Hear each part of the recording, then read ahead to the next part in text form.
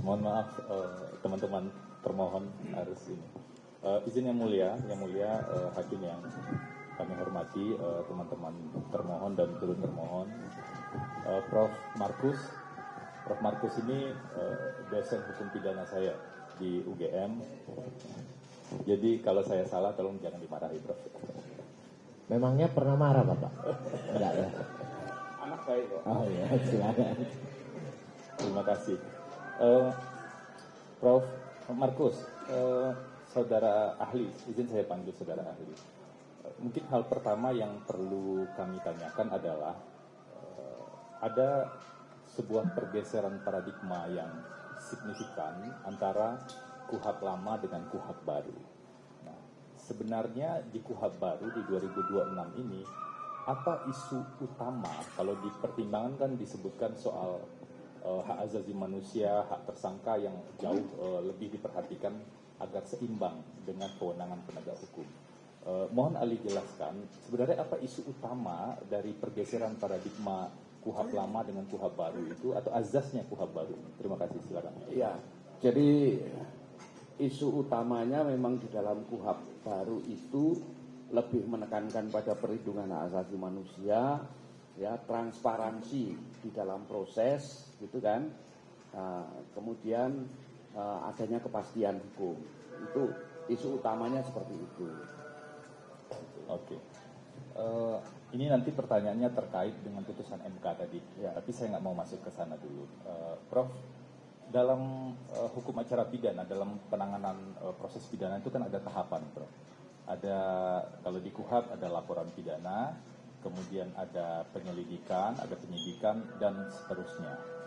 Kami ingin memastikan saja, laporan pidana ini atau laporan polisi ini, apakah itu prosesnya di awal, kemudian dasar dilakukan penyelidikan, atau di tengah, atau seperti apa, Pak? Silakan.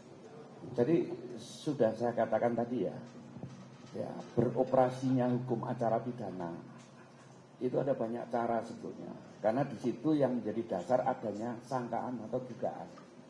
Ya, bisa saja melalui laporan, melalui pengaduan, tetapi bisa didasarkan pada hasil dari menjalankan fungsi kepolisian untuk penyidik bisa. Kemudian bisa informasi dari masyarakat, informasi dari media, bahkan sesuatu yang terungkap di persidangan yang terbuka untuk umum itu bisa menjadi dasar.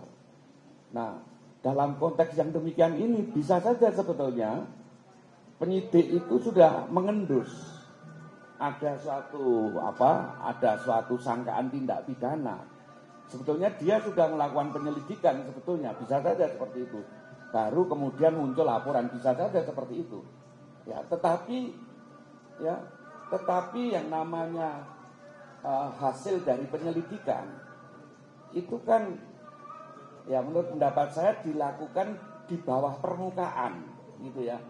Ya, tidak dilakukan untuk pro justisia, maka dia tidak bisa menjadi dasar dalam proses peradilan pidana. Dia memfeeding saja, ya. Fungsinya adalah untuk memfeeding aparat penegak hukum yang secara formal untuk melakukan penyidikan, ya. Penyidikan itu supaya kemudian betul-betul berdasarkan pada peraturan perundang-undangan. Nah, makanya ya kalau ya ini kembali kuliah ya. Di draft KUHP 2012 fungsi penyelidikan dihapuskan loh. Nggak ada itu. Karena yang menyusun pada saat itu menganggap bahwa fungsi penyelidikan itu adalah fungsi intelijen, bukan fungsi pro justisia. Itu. Jadi menurut saya yang paling utama yang kemudian harus bisa diuji adalah soal penyidikannya itu, bukan jalannya penyelidikan. Itu. Prof, izin kami tayangkan ya, Prof ya. Tolong ditayangkan pasal 5.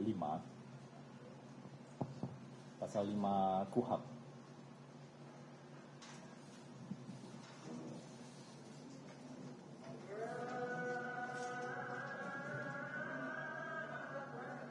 Di sini disebut, Prof, memang di draft KUHP sempat ada perdebatan ya, Prof, penyelidikan dihapus, tapi secara eksistensinya pasal 5 ini ternyata memang diatur. Nah, di pasal 5 ini diatur penyelidik karena kewajibannya mempunyai wewenang menerima laporan atau pengaduan.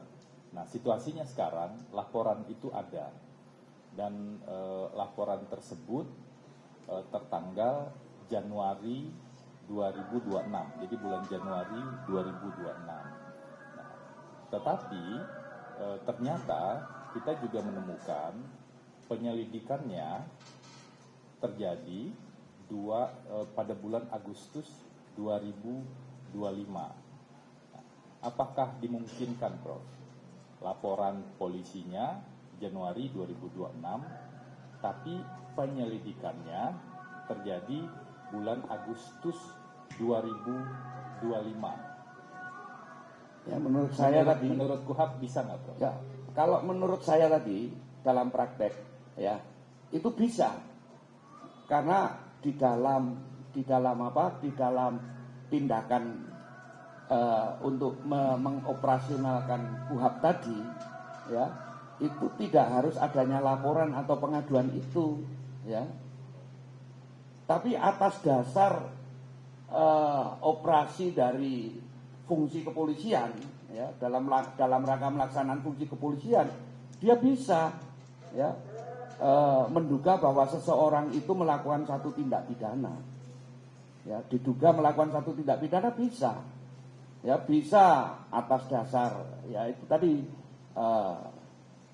dia menjalankan fungsi kepolisian, bisa atas dasar pemberitaan, ya, atas dasar bisik-bisik orang pun bisa, ya. Jadi banyak sumber ya, Prof? Banyak sumber untuk perkara. menjadi dasar penyelidikan loh ya, Dasar bukan penyelidikan. penyidikan loh ya, ya, untuk dasar penyelidikan bisa. Nah, kalau situasinya begini, Prof, laporan polisi itu diargumenkan itu lanjutan dari proses penyelidikan di Agustus 2025. Jadi penyelidikan dulu Agustus 2025, kemudian dibuat laporan polisi sebagai kelanjutan. Nah, apakah di dokumen administrasi laporan polisi itu harus dirujuk secara spesifik bahwa ini dari penyelidikan?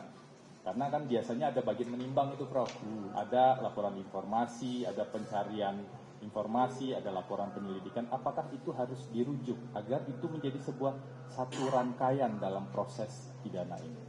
Ya, itu hanya menjadi, menurut saya itu prosedur administrasi, ya, internal. Ya, saya katakan tadi bahwa di dalam penyelidikan itu tidak dilakukan untuk keadilan, ya, tetapi tujuannya adalah untuk memfitting atau memberi masukan, ya, kepada penyidik supaya di dalam penetapan tersangka itu tidak hantam kromo, ya, tidak hantam kromo. Jadi didasarkan pada prinsip penghati-hati, ya, didasarkan pada prinsip penghati-hati bahwa memang betul ada dugaan kuat orang ini melakukan tindak pidana, ya, maka kemudian ditingkatkan pada penyidikan.